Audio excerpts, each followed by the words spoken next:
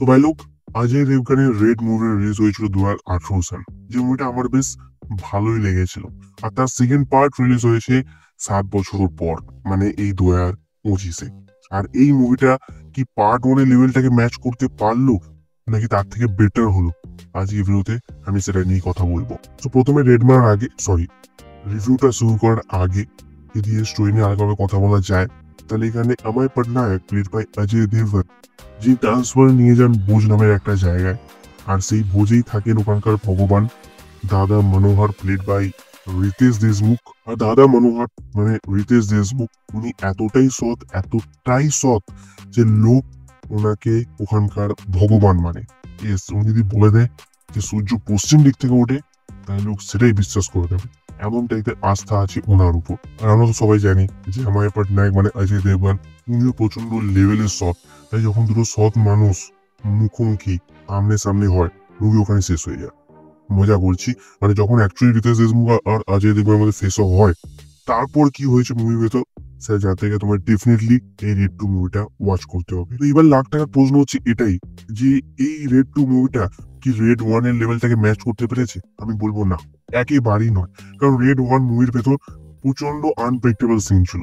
মানে ঘরের কোন জায়গা থেকে কোন জিনিসটা বেরিয়ে পড়বে আমরা নিজেও জানি না, যে কারণে তার সাসপেন্সটা সিন অন্তর সিন বজায় ছিল। বাট এই রেড 2 এর ভেতর এমন কোনো সাসপেন্সই নেই।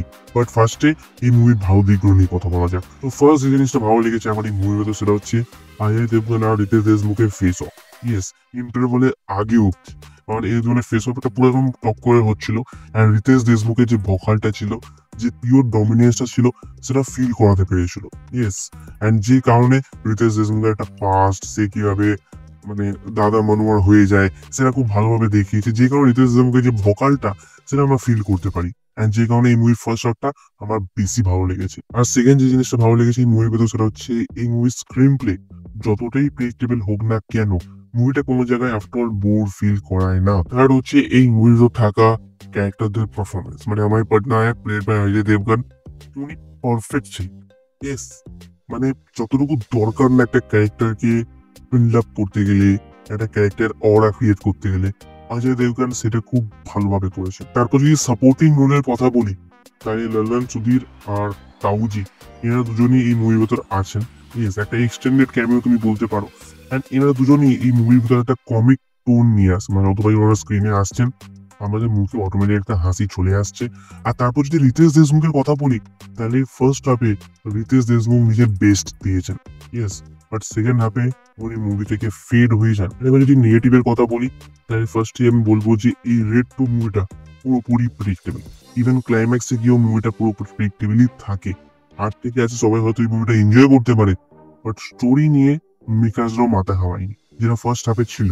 যে পরের সিনে কি হতে চলেছে আমরা জানি না, বাট এই মুভির ভেতর পরের সিনে কি হতে চলেছে সেটা তুমি আগে থেকে গেস করে নেবে। আর সেকেন্ড জিনিস হচ্ছে এই মুভির গান। এই মুভির ভেতর টোটাল 3টে গান আছে। আর তার ভেতর যদি আমি তমন্না ভাটিয়ার গানটাকে সাইডে করে দিই, কারণ সেই গানটা আমার খুব ভালো লেগেছে, বিকজ তার ভেতর তমন্না ভাটিয়া আছে। তো সেই গানটা যদি আমি সাইড করে দিই, বাকি যে দুটো গান ছিল তার কোনো দরকার ছিল না মুভির ভেতর।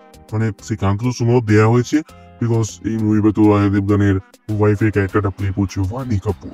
ওকে, অ্যান্ড উনি এই মুভিতে থাকুক বা না থাকুক, ইট ডাজন্ট ম্যাটার। মানে ওই দুটো গানের ভেতর যদি ইলেনা ডিক্রুজ থাকতো, মানে যিনি ফার্স্ট পার্টে ছিলেন, তাহলে একটা নস্টালজিয়া হিট হয়ে যেত। মেবি হয়তো গানগুলো ভালো লেগে যেত, কারণ আমি ওনাকে খুবই মিস করেছি। বাট কি আর করা যেতে পারে। তার যে জিনিসটা আমার খারাপ লেগেছে এই মুভির ভেতর, সেটা হচ্ছে রিতেশ দেশমুখ। মানে ফার্স্ট হাফে যেটা প্রপার বিল্ড আপ দিয়েছিল রিতেশ দেশমুখকে, যে পিওর ডমিনেন্সটা, পিওর ভোকালটা ফিল করেছিল, সেটা সেকেন্ড হাফে গিয়ে পুরোপুরি হারিয়ে যায়। মানে রিতেশ দেশমুখ একেবারে সাইড লাইনে চলে যান, অ্যান্ড পুরো ফোকাস চলে অজয় দেবগনের দিকে। মানে দুজনের যে ফেস অফটা ছিল, সেটা কোথাও না কোথাও গিয়ে ফিকা হয়ে যায়। তো আমার মধ্যে রেড 1-এর জন্য যে রেসপেক্টটা ছিল, সেটা এই রেড 2টা একেবারেই বজায় রাখে না। বাট তারপরও তুমি যেতে চাও, তাহলে যেতে পারো, তোমার টাকা তোমার ইচ্ছে। এই মুভিটা ওয়ান টাইম ওয়াচের জন্য ঠিকঠাকই আছে। আর আমি এই মুভিটা তো 5-এর ভেতর 3টে স্টার। বাকি আমি একটা মুভি নিয়েও কথা বলেছি, চাও কি আমার সেই ভিডিওটাকে চেক আউট করতে পারো। তোমার সাথে ঠিক সেই ভিডিওতে। So by.